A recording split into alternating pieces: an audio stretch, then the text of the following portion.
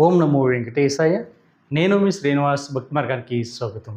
తిరుమల తిరుపతి దేవస్థానానికి సంబంధించిన ఒక లేటెస్ట్ అప్డేట్ అయితే రావడం జరిగిందండి.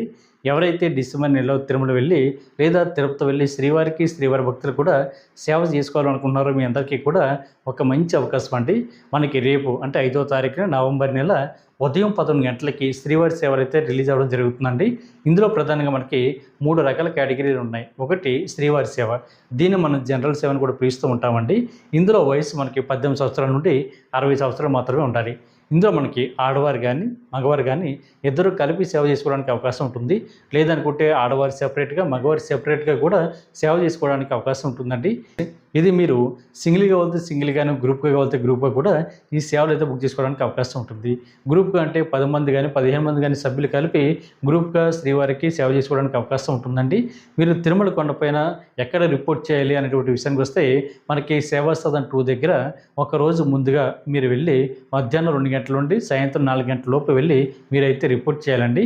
మనకి సేవా సదన్ 2 అన్నది ఎక్కడ ఉంటుందంటే శ్రీ వరాహస్వామి రెస్ట్ హౌస్ దగ్గర మనకి సేవా సదన్ 1, సేవా సదన్ 2 ఉంటాయండి.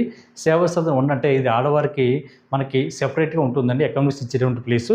అదేవిధంగా మగవారికి అయితే సేవా సదన్ 2 దగ్గర రిపోర్టింగు ప్లస్ అకామిడేషన్ కూడా ఉంటుంది. కాబట్టి ప్రతి ఒక్కరు కూడా ఈ అవకాశాన్ని వినియోగించుకోండి. రెండవ కేటగిరీ నవనీత సేవ అండి. ఇది కేవలం ఆడవారు మాత్రమే అప్లై చేయడానికి అవకాశం ఉంటుందండి. సింగిల్గా వెళ్తే సింగిల్గాను, గ్రూప్గా వెళ్తే గ్రూప్గా కూడా ఈ నవనీత సేవకి అప్లై చేసి శ్రీవారికి సేవలో తరించడానికి అవకాశం ఉంటుంది. ఇలా వయసు 35 సంవత్సరాల నుండి 50 సంవత్సరాలు మాత్రమే ఉండాలండి. వీళ్ళకి సేవ అన్నది తిరుమల కొండపైన ఎస్పీ గోశాల ఉంటుంది. వీళ్ళు కూడా సేవా సదన్ 2 దగ్గర రిపోర్ట్ చేయాలండి. వీళ్ళకి అకామిడేషన్ అయితే సేవా సదన్ 1 దగ్గర ఉంటుంది. మూడో సేవ వచ్చి మనకి పరకమణి సేవ అండి. ఇందులో మనకి ఎంప్లాయీస్ కోటా ఒకటి, అదేవిధంగా జనరల్ పరకమణి సేవ కూడా ఉంటుంది. మనకి పరకమణి సేవ అంటే స్వామివారి ఉండిలో కానుకలు వేసేటువంటి కానుకలు ఏవైతున్నాయో అట్లా లెక్కించడానికి పరకమణి సేవ అంటారండి. మనకి ఎంప్లాయీస్ అంటే స్టేట్ గవర్నమెంట్ కానీ సెంట్రల్ గవర్నమెంట్ కానీ అదేవిధంగా ప్రైవేట్ బ్యాంక్ ఎంప్లాయీస్ ఎవరైతే ఉన్నారో వీళ్ళు మనకి ఎంప్లాయీస్ కోటాలో పరకమణి సేవ అయితే మనం బుక్ చేసుకోవడానికి అవకాశం ఉంటుందండి.